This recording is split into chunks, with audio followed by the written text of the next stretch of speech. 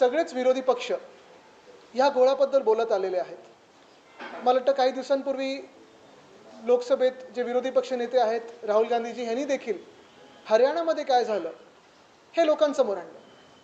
पण हे सगळे जे आम्ही करत आहोत म्हणजे आता बिहारचा पण अभ्यास होईल, तिथे काही लोकांनी हे पण दाखवलेलं आहे की जेवढी मतं पोल झाली त्याच्यापेक्षा जास्ती मतं मोजली गेली वगैरे, हा सगळा जो गोंधळ आहे किंवा ही वोट चोरी जी आहे ही लोकांसमोर आणत असताना एका अर्थी ही अकॅडमिक एक्सरसाइज झाली, कारण निवडणुका होऊन गेलेल्या आहेत, सत्ता त्यांनी प्राप्त केलेली आहे, कुठच्याही मार्गाने असो पण त्यांनी प्राप्त केलेली, आमच्या डोक्यावर सरकार बसवलेली आहे। पण हे सगळं होत असताना आपल्याला आठवत असेल आमचा मोर्चा देखील आम्ही काढला होता, कारण 1 जुलै 2025 ही यादी ग्राह्य धरलेली आहे सगळ्याच महानगरपालिकेच्या यादीसाठी। एकतर म्हणजे जुलै ते आत्तापर्यंत जे 18 वर्षाचे मतदार आहेत, फर्स्ट टाइम वोटर्स असतील, त्यांना अधिकार तर मिळणारच नाही, ही वेगळी गोष्ट।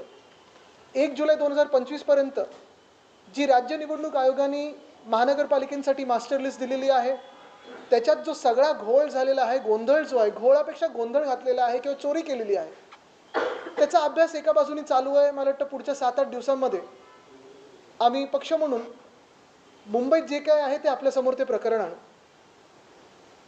पण अजून एक सगळ्यात महत्त्वाची गोष्ट म्हणजे ही जेव्हा एका बाजूला अकॅडमिक एक्सरसाइज चालू असते, ॲक्टिव्हली पुढच्या निवडणुकीसाठी आम्ही सगळेच विरोधी पक्ष म्हणून जेव्हा काम करत असतो तेव्हा साधी गोष्ट म्हणजे जी प्रारूप यादी आलेली आहे काल ड्राफ्ट रोल, ती पहिलं तर आपल्याला आठवत असेल 7 तारखेला येणार होती, 7 नोव्हेंबरला। मग सांगितलं गेलं की नाही आता 14 तारखेला येणार, येणार येणार येणार ती परत त्या दिवशी सांगितलं नाही आता 20 तारखेला येणार। आणि एकंदर प्रश्न हाच होता आम्हाला की थांबलेत नेमके कशासाठी?